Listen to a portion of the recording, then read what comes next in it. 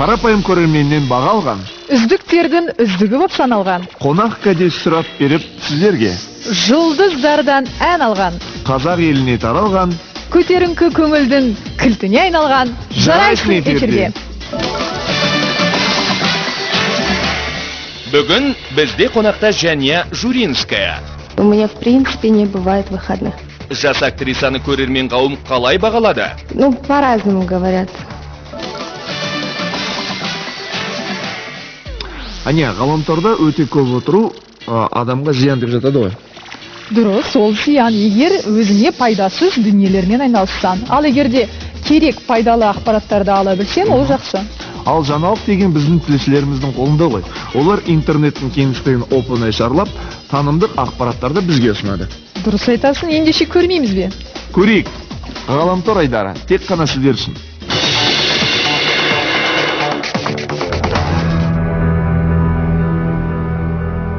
Ғаламтордың ғаламаты соншалық, аз уақыттың ішінде әлем түкпіріндегі қызықтар мен жаңалықтардан хабардар бола аласыз. Мәселен, мына экстремалды спорттық видеолар көрген адамның қызығушылығын тудырып, таңдай қақтырады. Әрине, мұндай спорт түрлері бізде де дамып жатса, нұр үстіне нұр болар еді.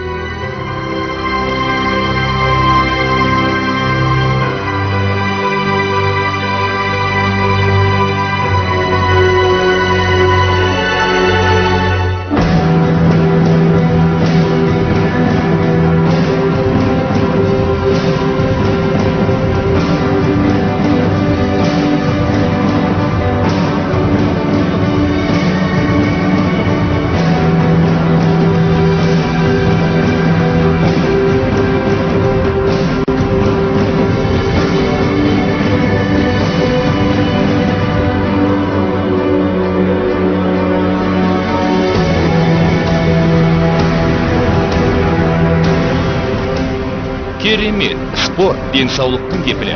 Күнделікті жаттығу сізге де артық етпес. Ендеше әрдайым жандарыңыз жадырап, денелеріңіз серпілісте болсын.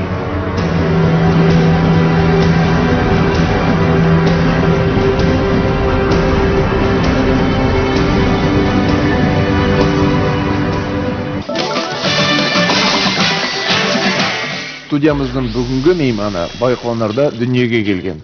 Сондықтан бала кезінен жұлдыздарға жақын. Және сөйтіп жүріп, әп-сәтте жұлдызға айналған. Таныс болыңыздар, қазақ киносының жаңа жарық жұлдызы Жания Журинская. Қош келдіңіз. Жания, жарайсыңға қош келдің. Рахмет. Жания, ең алғаш кино әлеміне қалай қадам бастың? Қалай келдің? Я попала очень просто в мир кино, благодаря кастингу. Это был мой первый телепроект «Болашак». Мне вот так вот повезло, то что в основном мне давали главные роли. Журналистикада оқыдың, иә? Да. Журналистиканы тәмамдадың? Да, Казгу, факультет журналистики. Выбрала я журналистику, потому что не совсем верила в себя. Я думала, что у меня вот в плане как актрисы ничего не получится. Но это Байконур, то есть это все равно маленький городок, и ехать в большой город, там, строить свою карьеру, мне казалось, что это что-то из мира фантастики. Поэтому я выбрала более доступные факультеты, более доступные, как мне казалось тогда, это журналистика. Вот. Я проучилась, а на втором курсе все равно меня это тянуло, то есть мир кино, мир сцены, телевидения, и я всячески себя начала пробовать на всяких кастингах. Яғни журналистика бойынша жұмыс деген жоқ? Нет, я никогда не работала с журналистами. Қазір жалғастыру ойда жоқ па? Если честно, вот сейчас я подумываю над этим. Может быть, где-то я хочу себя попробовать и как корреспондент. Көпшілік таңғалады екен. Қазақтың әп-әдемі қызы неге тегін Журинская деп алған дейді? Я знала, что будет этот вопрос. Нет, я казашка. Просто фамилия бабушки. Бабушка у меня не казашка. Так получилось. То, что по документам я Журинская. На самом деле я казашка. Таза қазақсыз. Таза қазақ. Енді ақшаға, билікке құмар адамсың ба? Вот, если, конечно, я скажу, что нет, я там не меркантильная личность, конечно, мне никто не поверит. Но на самом деле для меня, все равно деньги не самое, деньги все равно для меня второстепенные. Ну, честно скажу, честно, вот, допустим, по поводу гонорара я не спорю, потому что, в принципе, я делаю ради своего удовольствия. То есть я снимаюсь в проектах, в сериалах, в кино ради своего удовольствия, потому что мне это нравится. Бізде қазір журналистер дайындаған бейнесюжет, соны тамашалайық, одан кейін сұхбатымызды ары қарай жалғастырамыз. Сабыр, тәубешілік, рақымшылық деген сөздерді кей сәттерде ұмытып кетеміз. Тіпті өмірдің күйбең тіршілігінен күйзеліп, ақшаға құнығып, тағдыр тауқыметіне ұрындық деп көз жасын төгеміз. Ал шын мәнде тағдырдың қатаң сынына ұшыраған мынадай жандарды көргенде, кез келген жан сабасына түсіп, сабырға келеді ғой деп ойлаймыз. 5 жасқа дейін денсау болып өскен Сапана есімді қыз кенеттен полиомиелит ауруына шалдығып, аяқ қолынан айырылады. Қазір жасы 18-ге толған ол, тіпті бұл жағдайына қысылып мұңаймайды. Бос уақытында ол сурет салып, тігіс тігумен айналысқанды ұнатады. Бірақ әрине, оның барлығын ауызбен жасау оңайлыққа түспейді.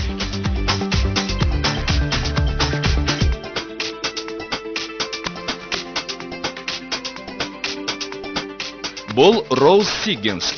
Туа бітісінен гипоплазия ауруына шалдыққандықтан ата-анасы екі аяғын кесіп тастауды жөн көрген. Бірақ ол өзін бақытты әйелмін деп есептейді. Өйткені өзін сүйетін жары мен түсінетін ұл қызы бар. Жүріп тұру оған өте қиын. Сондықтан ол скейт арқылы қозғалуды жөн көреді.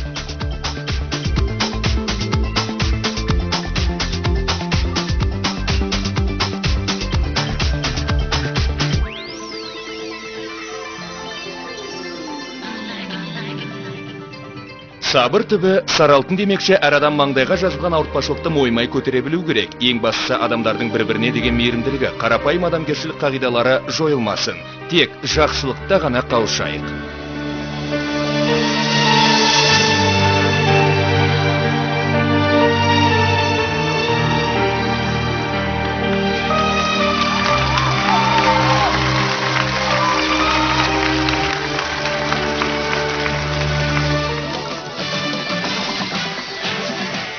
Бұл жарайшы бағдарламасы студиямыздың қонағы жас актриса және Джуринская. Және енді өзің бағана айттың, 2011 жылы менің алғашқы түскен телехикаям, ол Болашақ деді. Одан кейін қандай да бір жобаларға қатыстың ба? Болашақ, Парыз, Вузеры, Ашық жүрек, Өкініш, Өмір өткелдері и еще там короткометражка одна, реклама одна. Ну вот все, по-моему, да. Енді шынын айтайық, сені көпшілікке танымал еткен ол Ғашық жүрек телехикаясы. Дұрыс қой? Ну, по-разному говорят. Многие говорят то, что как бы для меня самый как бы удачный был проект это Болашақ. Кто-то говорит Вузер. Но это же как от человека зависит. Өзіңе енді мына ішкі дүниеңе жақын Теплые проекты, каждый проект. Ойнап шыққан актрисаларының образдары әртүрлі, бір-біріне ұқсамайды. Өзіңе әзірге ең жақын қайсы деп ойлайсың?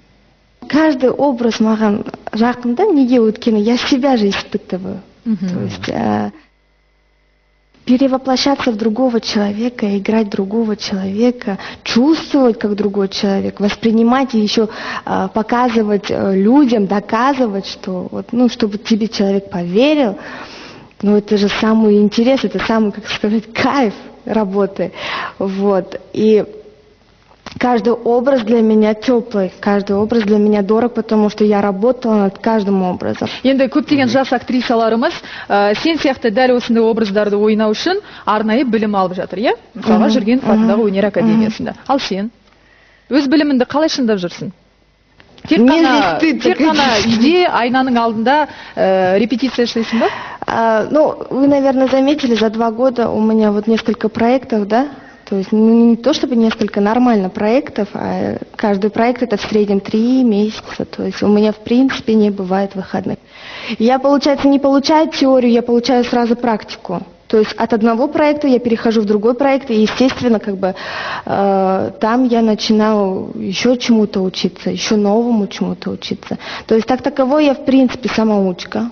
То есть я не ходила на какие-то курсы. Единственное, да, я ходила на курсы 2 месяца, но так, чтобы учиться где-то, нет, такого не было. Біздің бағдарламаға Қайрат Нұртас келген кезде ол айтқан болатын. Жания Журинская маған кастинг барысында бірден ұнады, және де мен оны басты рөлдерге алуды бірден шешім қабылдадым деп. Көпшіліктің есінде болар, тұсаукесерге сен келмедің, келе алмадың. Белгілі бір себептермен, иә? Денсаулығына байланысты ғой деймін. Фильмнің тұсаукесері болып кеткеннен кейін өзің өкінген жоқсың ба сол фильмге түскеніне? Өкінген жоқпын.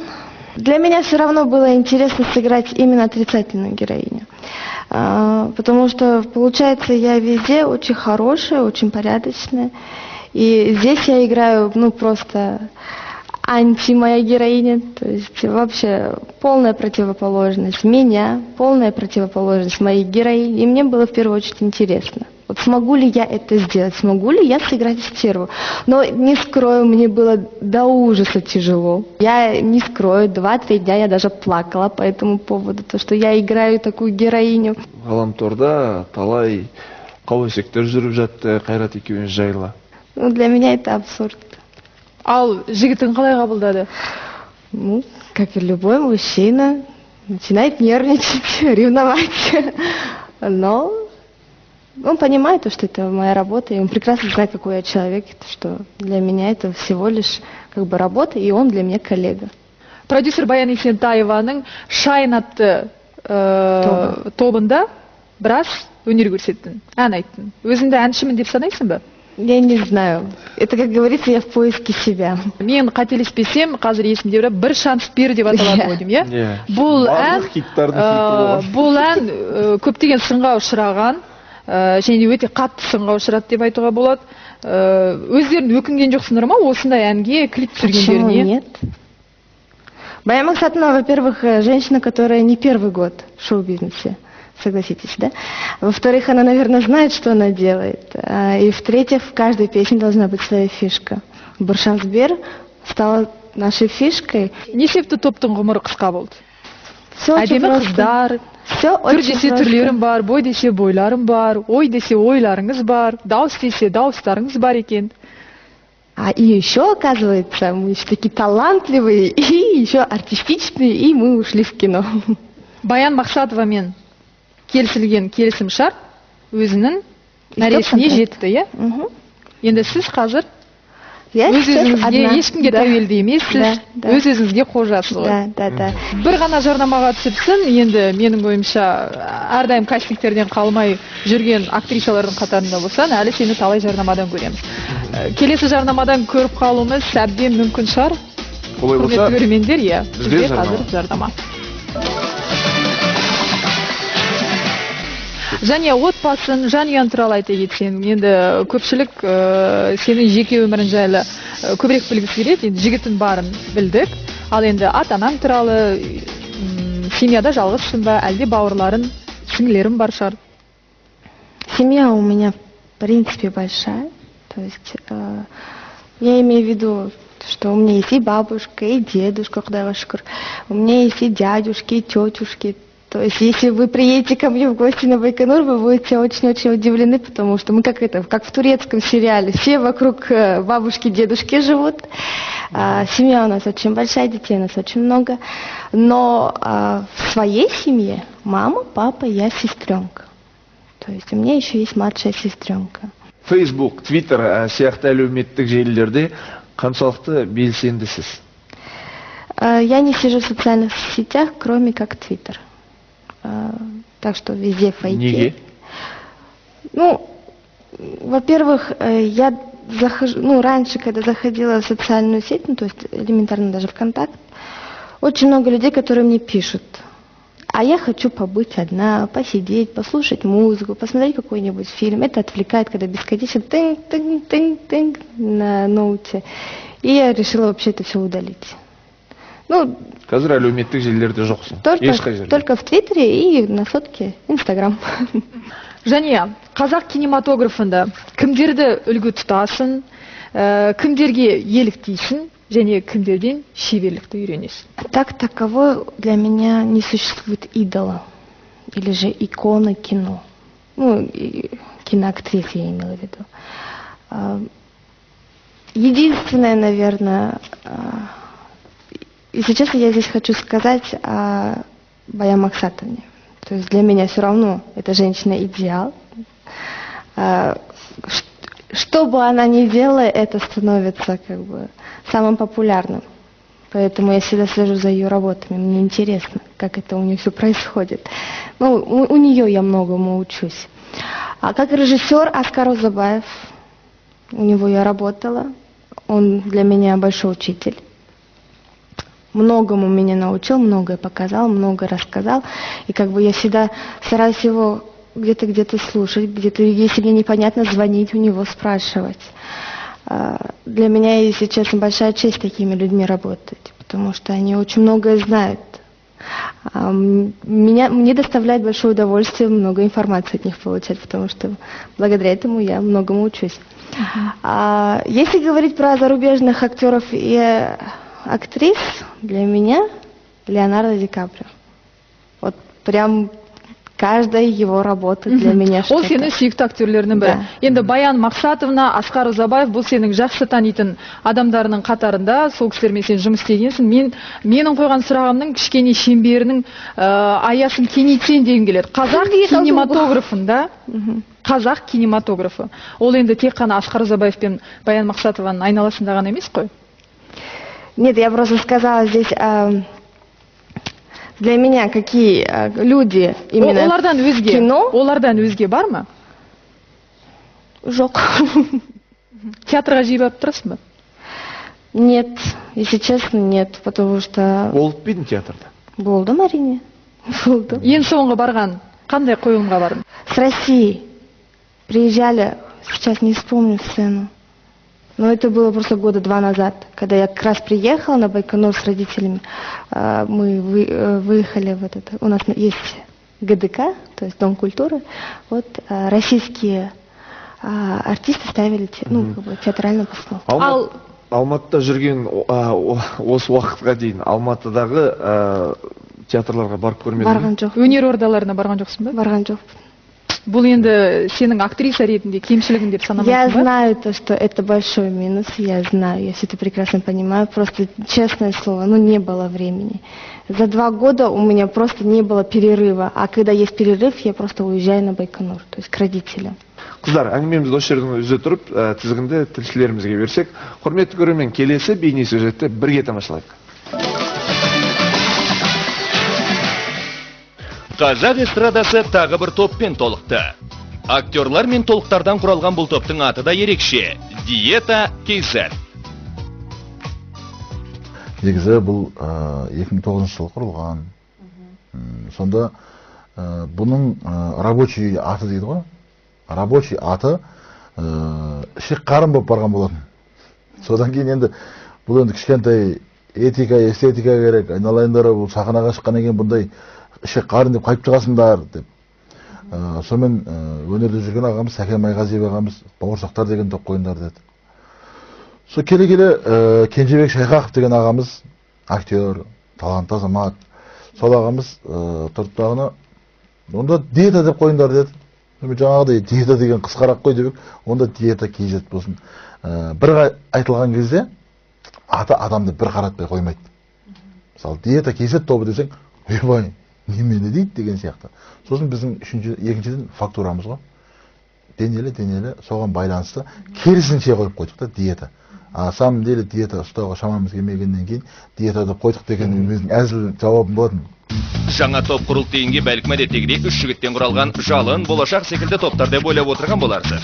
Олай ойласаңыз, қателестіңіз. Себебі топтың ән таңдаудағы талғамдары да, киімдері де, ән айту стильдері де басқа, тіпті ішер астары да. Топтың басқа топтардан ерекшелігі біздің тобымызда соғы фактурамыз бірінші жаңа дене бітіміміз. Бізде ән жағынан келгенде әніміздің бәрі күлкілі әзілдәндір. Мен жаңа арасында рэп дейді ғой, соған көштім. Актерский да рэп орында жіберем арасында жаңа. Біздегі келбетті деп жаңа арасында жіберем. Киім жағынан қазірге дизайнер өзім. Балдарға енді өзімнің көзқарасыммен айтамын, жігіттер былай істесе қалай болады. Көбінесе екеумізде бірдей киім, мына жігітте рэп стильда. Бір 2-3 концертке шықтық. Былай шығып жатырмыз ғой. Бірақ балдардың сол стильда, өйткені халық көрген кезде топ-томалақ еще киініп алғандай киіммен ерекшелігіміз бар да, солай көзге түскеніміз. Топтың репертуарлары қандай әндермен толысып жатқанын білу мақсатында арнайы студияларына қонаққа барып келдік. Мына жерде біздің жаңағы биге дайындалатын жеріміз. Осы жерде биге дайындаламыз. Биден бір көрініс болсын, көрермендерге. Кеттік ал. 1, 2, 3.